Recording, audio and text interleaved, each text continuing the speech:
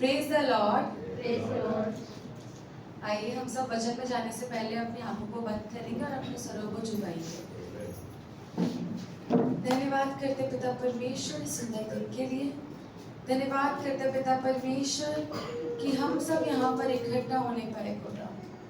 धन्यवाद करते हैं कि हम सब यहाँ इकट्ठा होकर तेरे वचन को सुनने वाले होने पाए खुदा। और पिता परमेश्वर जो आज का वचन है वो हर एक व्यक्ति के दिलों में कार्य करने वाले बने पाए खुदा।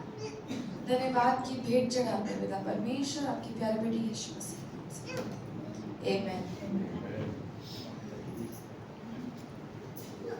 वचन में जाने से पहले मैं आप लोगों से पूछूंगी किस किस का दिल कमजोर है यहाँ पे?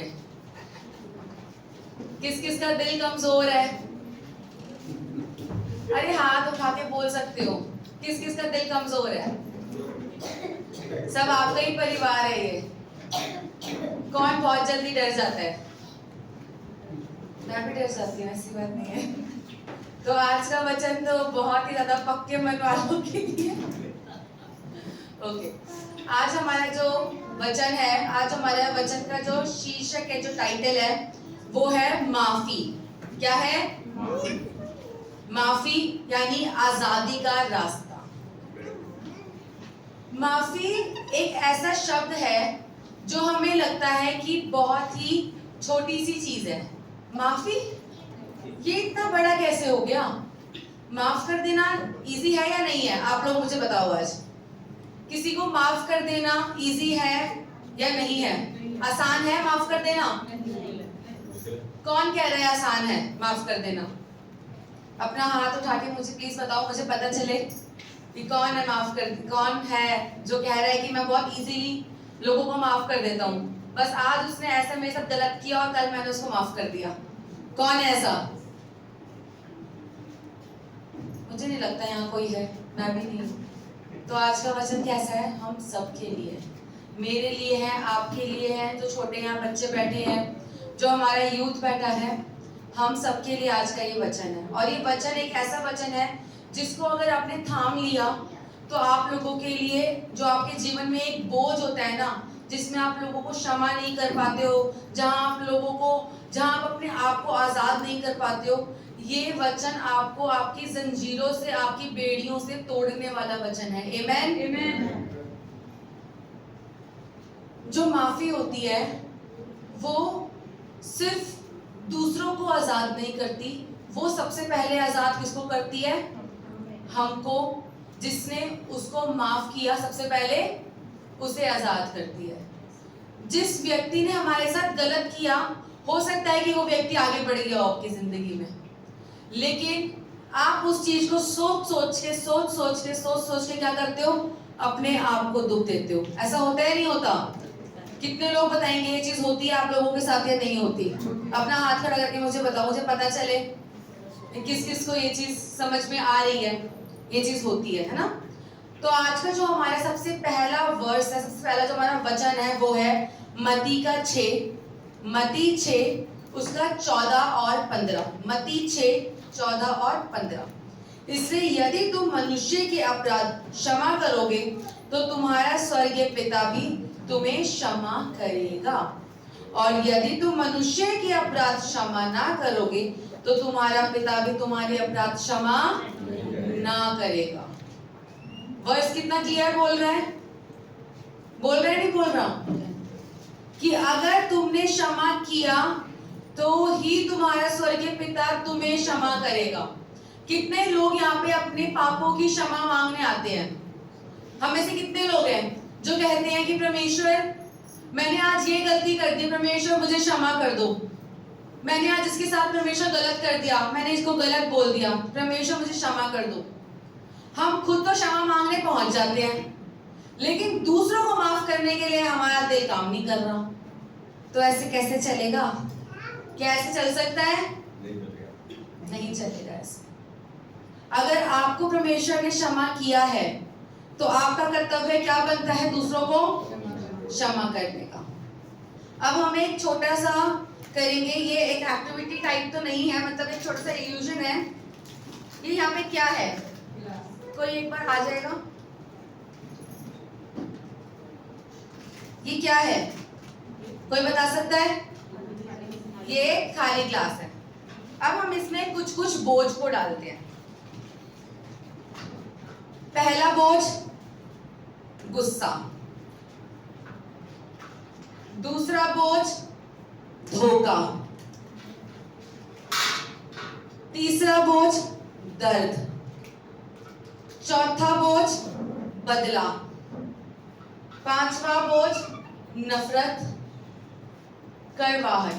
अभी क्या हो रहा है, ये बोझ क्या हो रहा है, ये बोझ भर रहा है। और ऐसे करते करते क्या होगा, ये ग्लास एकदम फुल हो जाएगा। और ये ग्लास किसने पकड़ रखा है? किसने पकड़ रखा है ग्लास? मैंने पकड़ रखा है। तो अब क्या हो रहा है, बोझ को कौन उठा रहा है? मैं उठा रही हूं या कोई और उठा रहा है इस बोझ को? मैं खुद उठा रही हूं उस बोझ को। तो अगर आपके मन में इतना बोझ है, ये तो फिर भी हल्का बोझ है, लेकिन जो आपके मनों का बोझ है वो इससे कहीं गुना ज्यादा है। और वो जो बोझ है वो कौन उठा रहे हैं? वो आप लोग खुद उठा रहे हो। ऐसा है या नहीं है? अब हम अपनी फर्स्ट पॉइंट पे जाएंगे। हमारा फर्स्ट पॉइंट है, जिसने माफी पाई उसे माफी देनी भी चाहिए। हमारा फर्स्ट पॉइंट क्या है? जिसने माफी पाई उसे माफी देनी भी चाहिए। अब हम अपनी फर्स्ट स्टोरी पे जाएंगे। फर्स्ट स्टोरी है हमारी निर्दयी दास की, जो मत्ती उसके 18 में, मत्ती 18 21 से 35। इस कहानी की जो शुरुआत है वो पतरस यीशु मसीह के पास आता है और बोलता है कि यदि मेरे भाई ने कुछ गलत किया या यदि मेरे भाई ने कुछ अपराध किया तो मैं उसको कितनी बार क्षमा करूं? क्या 7 बार क्षमा करना सही रहेगा?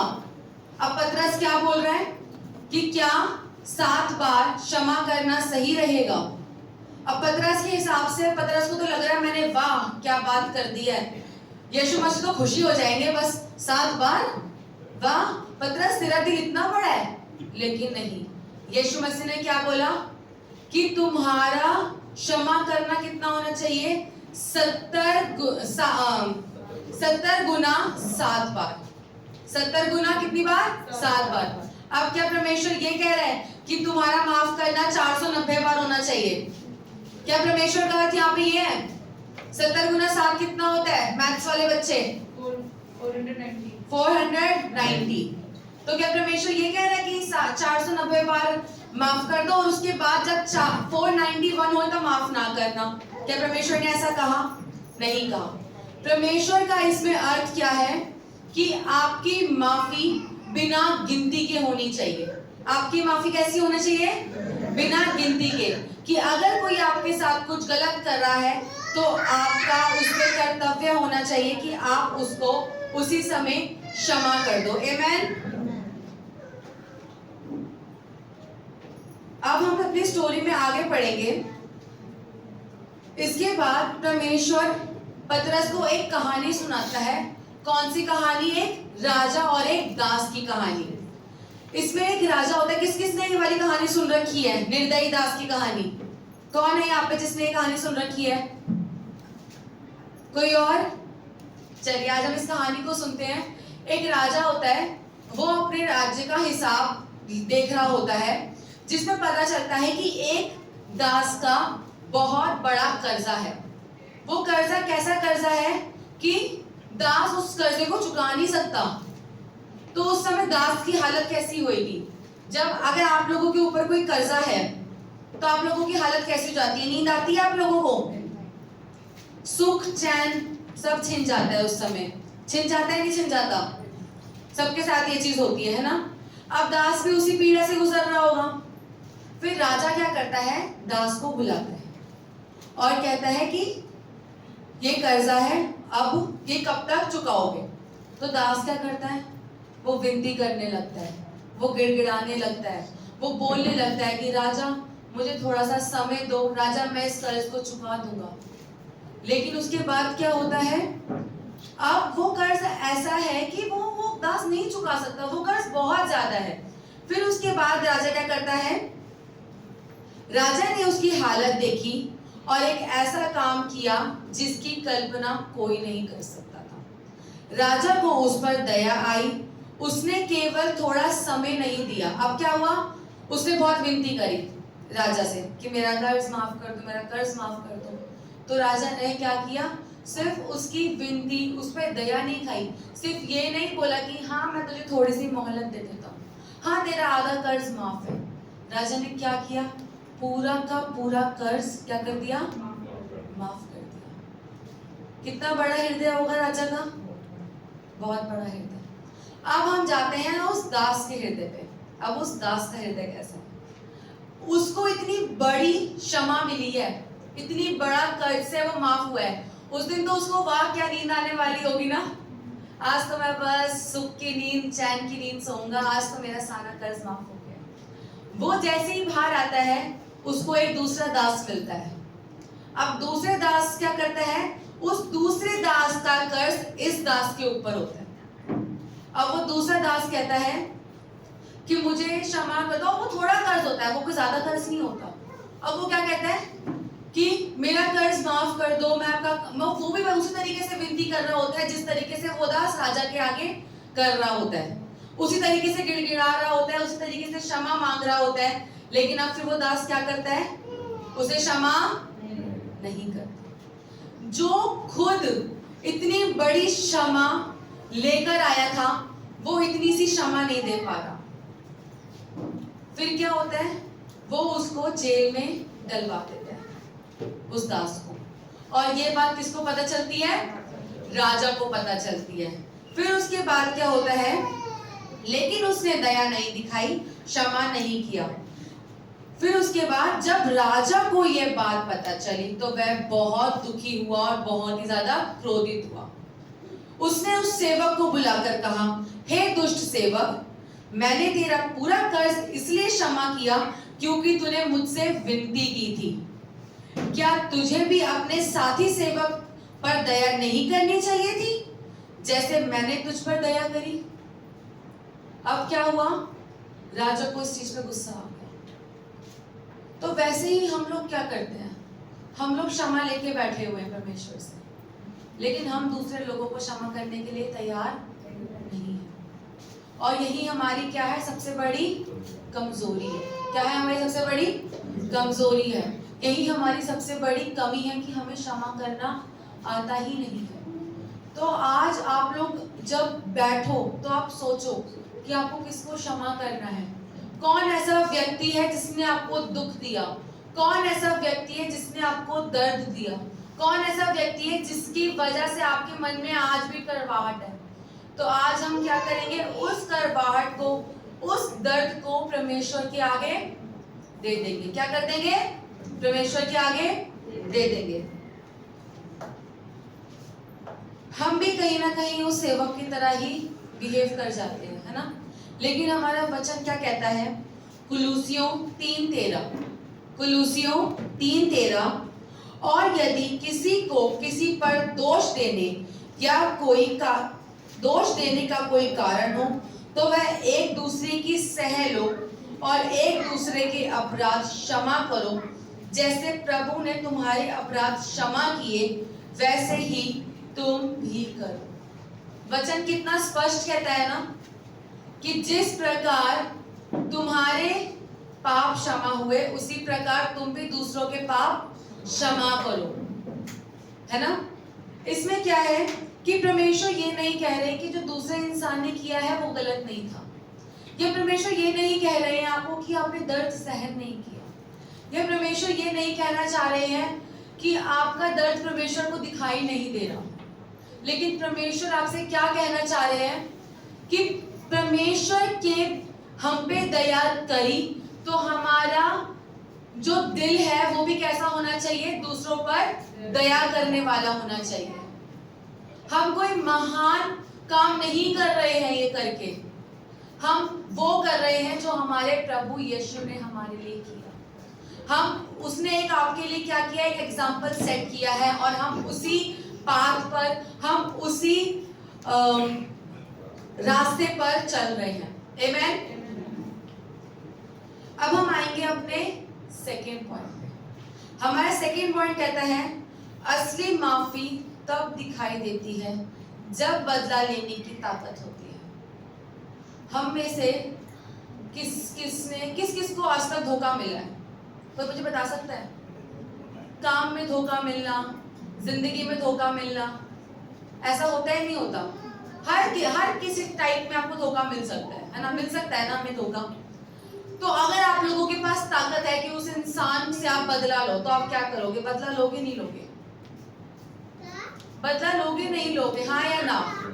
मुझे सिर्फ सुनने नहीं, मुझे आंसर चाहिए आप लोगों से। बदला लोगे या नहीं लोगे? नहीं लोगे। क्यों नहीं लोगे? यस, क्योंकि बदला, और परमेश्वर ने आपको क्या बोला है कि आपको बदला नहीं है। लेकिन कहीं ना कहीं मुझे लगता है कि हम बदला ले लेते हैं, हम कोस देते हैं अगले इंसान को। इसलिए मेरे साथ ऐसे किया, अब तो तेरा देखियो तेरे साथ तो ऐसा होगा, तेरे साथ तो गलत होगा, तूने मेरे साथ ऐसे कैसे कर दिया। और जब हम उस पावर में होते हैं ना, तो हम बदला ले लेते हैं। लेकिन जब हम एक्चुअली में वचन को पढ़ते हैं और वचन को ग्रहण करते हैं, तो हम बदला नहीं लेते। हम उस रास्ते पर चलते हैं जो हमें प्रभु यीशु ने दिखाया था। आमीन। अब हम अपनी दूसरी कहानी पे जाएंगे। अब हम बाइबल में एक ऐसे व्यक्ति के बारे में जाएंगे। अब हम उस ऐसे व्यक्ति के बारे में पढ़ेंगे जिसने अपने जीवन में बहुत दुख सहे, बहुत ज्यादा दुख सहे, लेकिन फिर भी उसने अपने एंड में क्या चुना? क्षमा करना चुना। कोई बता सकता है मुझे कौन है ये? कोई और? यूसुफ। यस, कौन? यूसुफ। यूसुफ के साथ क्या क्या हुआ हम सब जानते हैं। अपने भाइयों के द्वारा बेच दिया गया था। उसके बाद भी उसके साथ सही नहीं हुआ, उसके बाद भी उसके साथ क्या हुआ? गलती होता गया। अब हम आएंगे अपनी दूसरी कहानी पे, वो है यूसुफ की कहानी। फर्स्ट हमारा पॉइंट क्या था? किस किस को याद है? फर्स्ट पॉइंट क्या था हमारा? क्षमा करो क्योंकि आपको भी क्षमा मिली है। सेकंड पॉइंट हमारा क्या है? असली माफी तब दिखाई देती है जब हम बदला लेने की एक ताकत रखते हैं। अब हम आते हैं अपनी यूसुफ की कहानी पे। यूसुफ अपने पिता याकूब का सबसे प्रिय पुत्र था। वो अपने पिता को बहुत प्यारा था। उसके पिता उससे बहुत प्रेम करते थे, लेकिन उसके भाई उससे उतना ही ज्यादा जलते थे। उसके भाई क्या करते थे? उससे उतना ही ज्यादा जलते थे। कितना मुश्किल होता है ना ये, अपने ही घर में अपने ही भाइयों द्वारा चिढ़ा जाना, मतलब इतना चिढ़ा जाना कि वो आपकी हत्या तक पे उतर आ रहे हैं। कितना मुश्किल है ना ये चीज। यूसुफ ने ये चीज सहन करी। अब उसके बाद क्या होता है? एक दिन यूसुफ के जो भाई होते हैं वो उसको मारने की योजना बनाते हैं, लेकिन फिर उसको वो मारते नहीं है। वो क्या करते हैं? उसको बुलाते हैं और एक सूखे कुएं के अंदर फेंक देते हैं। क्या करते हैं? सूखे कुएं के अंदर फेंक देते हैं। उसके बाद क्या होता है? मुझे कोई बता सकता है? यूसुफ उनके आगे गिड़गिड़ाया होगा ना? नहीं। बोला होगा एक बार तो कि मेरे साथ ये क्या हो रहा है, मुझे ऐसा, मेरे भाइयों मेरे साथ ऐसा क्यों कर रहे हो, मैंने आपका क्या बिगाड़ा था? बोला होगा यूसुफ ने ना ये चीज। लेकिन उनके भाइयों ने क्या किया? तरस नहीं खाया उस पे, उसको क्या किया? फेंक दिया। फिर उसके बाद हमारा उत्पत्ति 37 का 28 कहता है, उत्पत्ति 37 का 28, कुछ समय बाद वहां से व्यापारी गुजरे और उसके भाइयों ने उसे 20 चांदी के सिक्कों में बेच दिया। कैसे भाई थे वो? अच्छे भाई तो नहीं दिख रहे मुझे कहीं से भाई, कितने बेकार भाई हैं। 20 चांदी के सिक्कों में क्या करा? अपने भाई को बेच दिया। यूसुफ अपने घर से अब क्या हो चुका है? दूर हो चुका है। अपने पिता से दूर हो चुका है, अपने परिवार से दूर हो चुका है। और उसका दुख यही खत्म नहीं होता, उसके बाद भी उसका दुख चलता जाता है, चलता जाता है, चलता जाता है। फिर उसके बाद क्या होता है? उसके ऊपर एक झूठा आरोप लगता है और उसको जेल में डाल दिया जाता है। फिर उसके बाद क्या होता है? अब उसको झूठा आरोप लगा, वो जेल में जेल में डाल दिया गया, ठीक है। लेकिन अब हमारी जो बाइबल है वो एक बात बार बार में कह रही है। वो क्या कह रही है? उत्पत्ति 39 का 2, जेनेसिस 39:2 कहता है परमेश्वर यूसुफ के साथ था। अगर आप यूसुफ की जगह होते तो आप क्या करते? मुझे आप कोई बताएगा हाथ उठाकर? अगर आप में से कोई यूसुफ की जगह होता तो क्या करता? क्या परमेश्वर को कोसते? क्या हम ये चीज बोलते कि परमेश्वर ऐसा मैंने क्या गलत किया था जो मुझे ये करना पड़ रहा है? हम करते या नहीं करते ये चीज? हम करते। बहुत शिकायतें होती, वो तो बहुत बड़ी चीज हो गई, हमारे साथ तो कुछ छोटी सी भी चीज हो जाए ना तो हम क्या बोलते हैं? परमेश्वर कहाँ है तू? सुन क्यों नहीं रहा मेरी? ऐसा तो मैंने कोई पाप नहीं किया था जो मुझे तूने इतनी बड़ी मतलब सजा दे दी है। लेकिन यूसुफ ने ऐसा नहीं किया। उसने क्या किया? और हमारा वचन क्या कहता है? परमेश्वर यूसुफ के साथ था। ऐसे ही परमेश्वर किसके साथ है? हमारे साथ भी है। अगर वो यूसुफ का परमेश्वर है तो वो आपका भी परमेश्वर है। अगर वो यूसुफ के साथ था तो वो आपके साथ भी है या नहीं है? है। अब क्या हुआ है आगे? साल बीत गए, काफी साल बीत गए, फिर क्या हुआ? परमेश्वर ने पूरी परिस्थिति ही पलट दी। तो परमेश्वर का साथ होना आप देख सकते हो कितना ज्यादा शक्तिशाली है आप लोगों के लिए।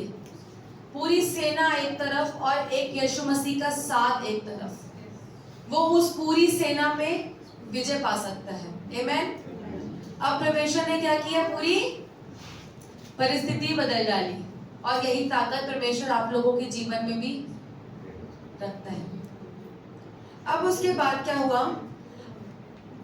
जिस यूसुफ को कभी गुलाम बनाकर बेच दिया गया था वही मिस्र का सबसे शक्तिशाली व्यक्ति बन गया, फिरौन के बाद दूसरे स्थान पर। ऐसा शक्तिशाली इंसान जो किसी को भी बर्बाद करने की क्या लगता है? पूरी बर्बाद करने की हिम्मत थी उसके पास।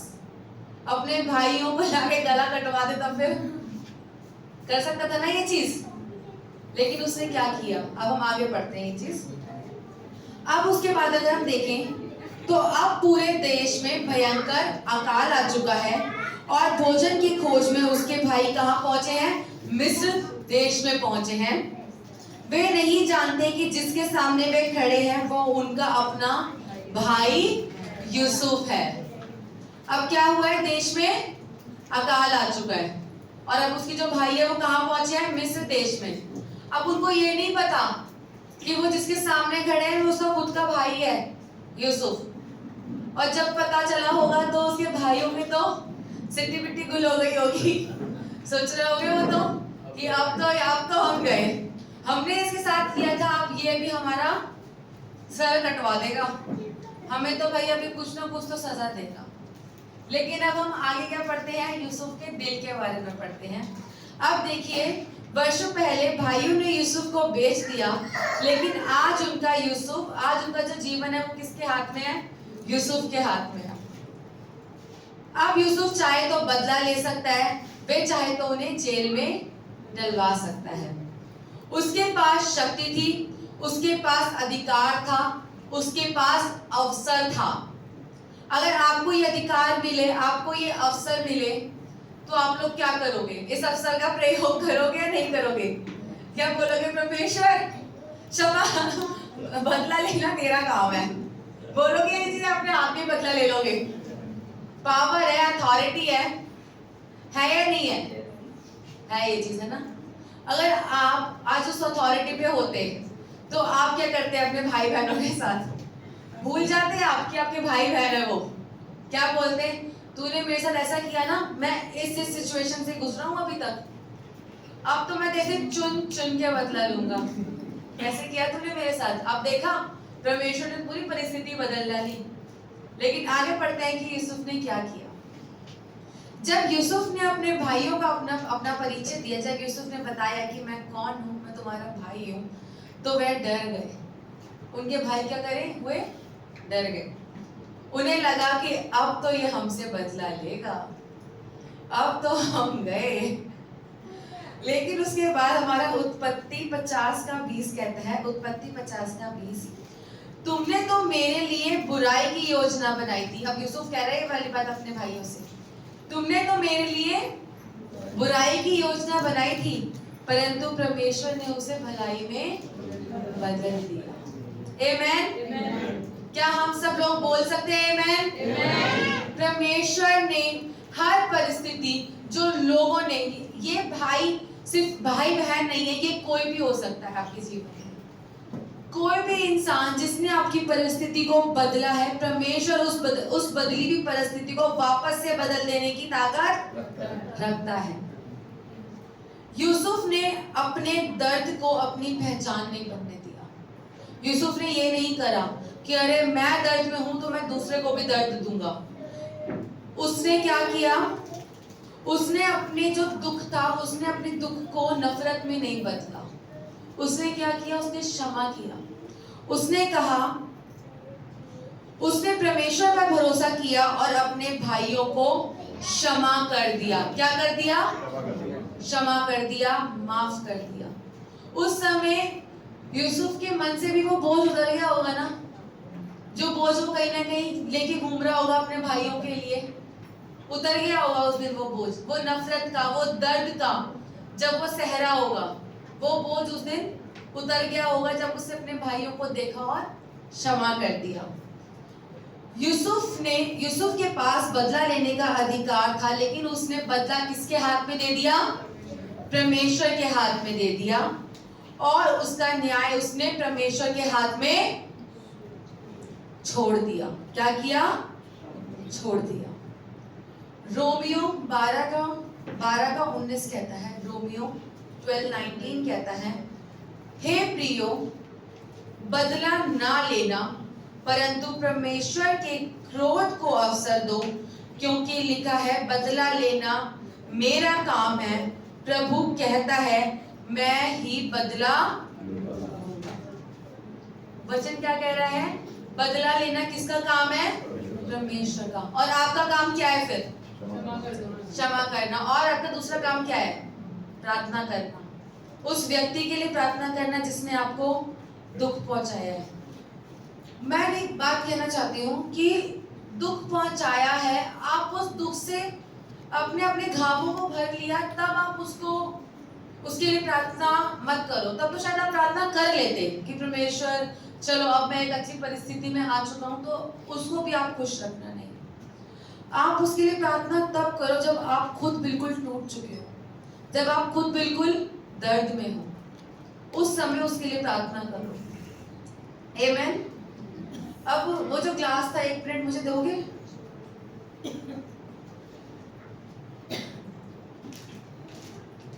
ये जो ग्लास है, क्या लगता है इसका वेट कितना होगा?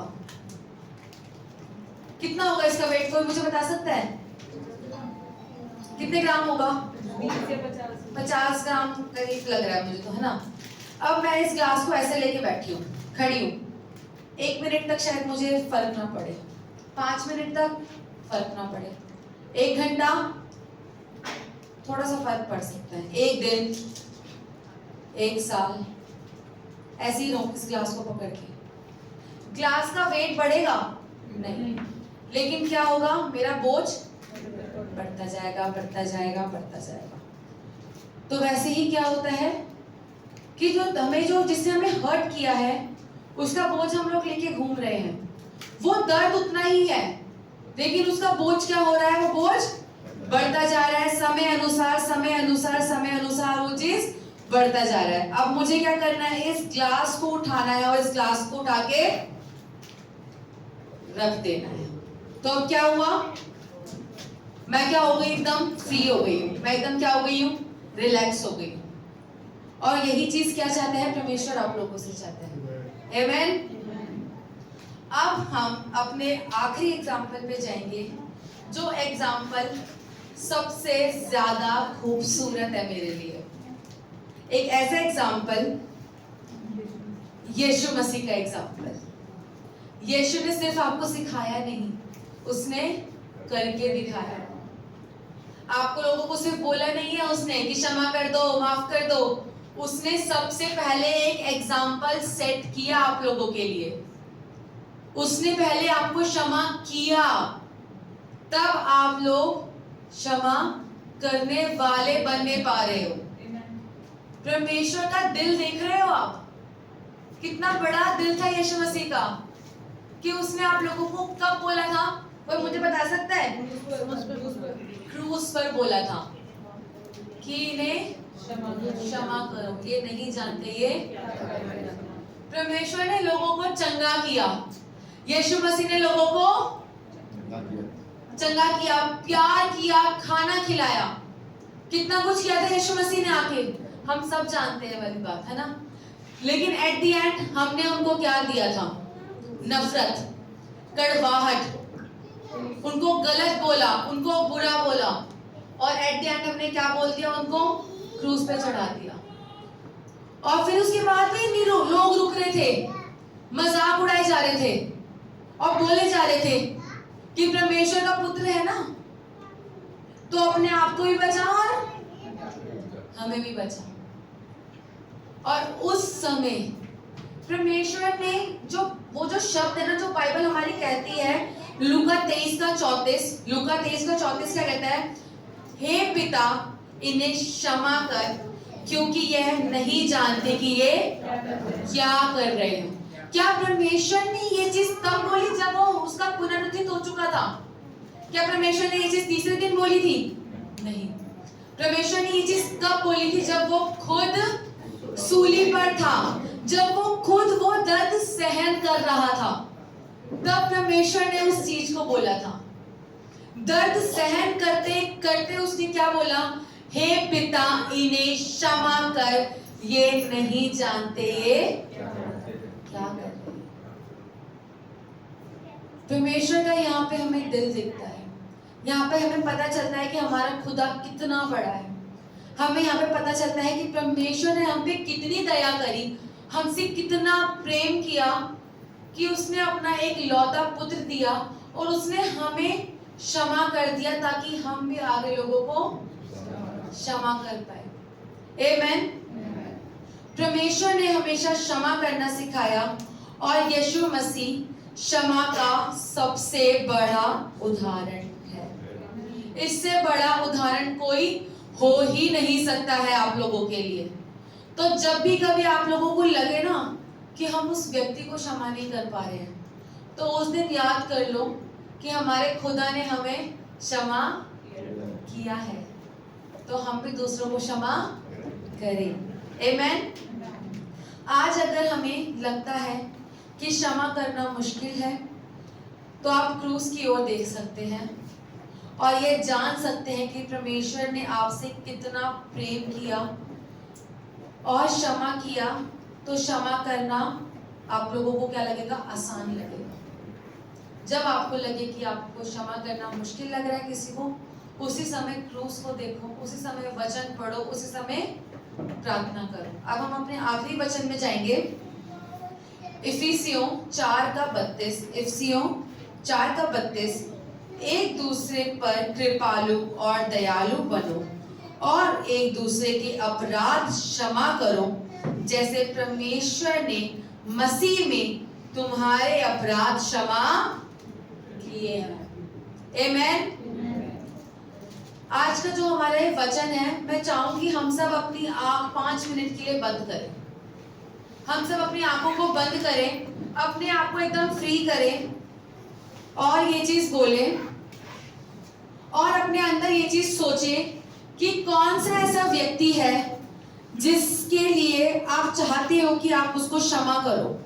कोई ऐसा व्यक्ति हो जिसके लिए आपके मन में कड़वाहट है, जो आपको लगता है कि परमेश्वर, मैं इसको क्षमा नहीं कर पा रहा हूं, मेरे को ताकत दो कि मैं इसको क्षमा करने पाऊं। अपने लिए सोचिए और प्रार्थना करिए कि परमेश्वर मुझे इतना बड़ा हृदय दे कि मैं उस क्रूस की ओर देखने पाऊं जहां पर तूने मुझे क्षमा किया और मैं लोगों को क्षमा करने पाऊं। अपने मनों को शांत करें और अपने पिता से मांगे और प्रार्थना करें कि परमेश्वर आपको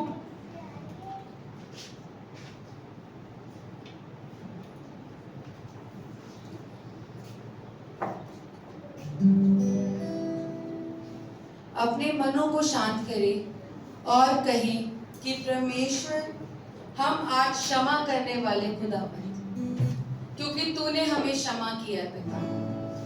धन्यवाद करते पिता परमेश्वर, धन्यवाद करते हैं।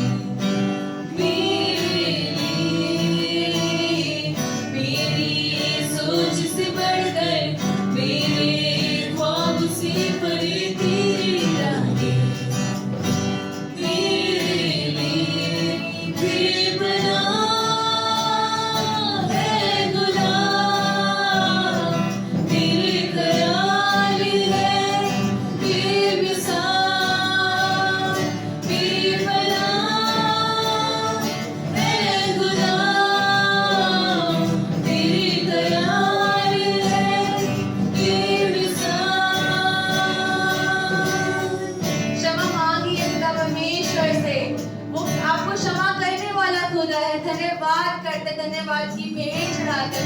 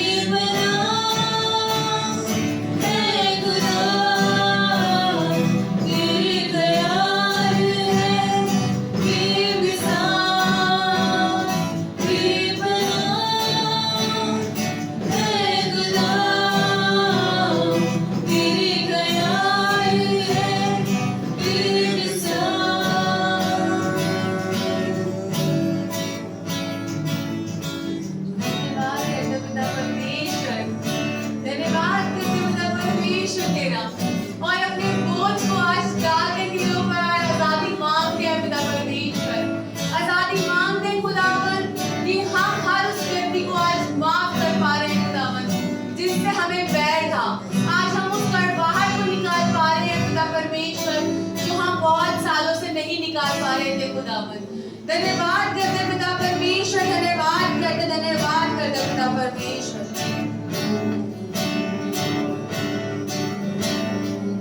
अंधेरों में तू रोशनी, बीमारी में चंगाई, तन्हाई में तू जिंदगी। अंधेरों में तू रोशनी, बीमारी में चंगाई, तन्हाई में तू जिंदगी। बेपनाह है खुदा, तेरे ख्याल है बेमिसाल। बेपनाह है खुदा,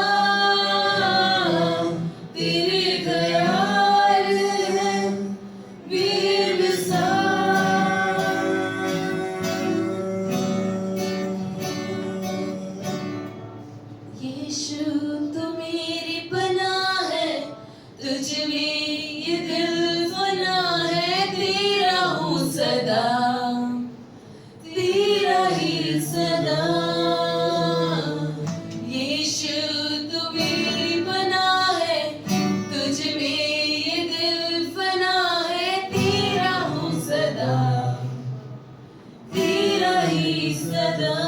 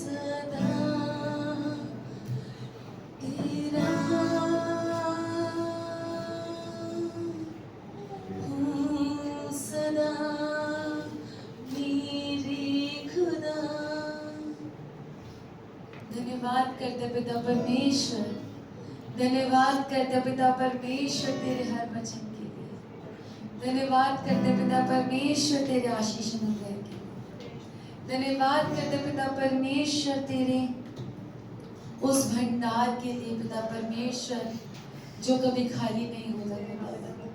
धन्यवाद करते पिता परमेश्वर कि हमारा कटोरा उमड़ रहा है पिता। धन्यवाद करते, धन्यवाद की भेंट चढ़ाते हैं, धन्यवाद करते हैं आपके प्यारे बेटे यीशु मसीह के नाम से मांगते हैं, आमीन।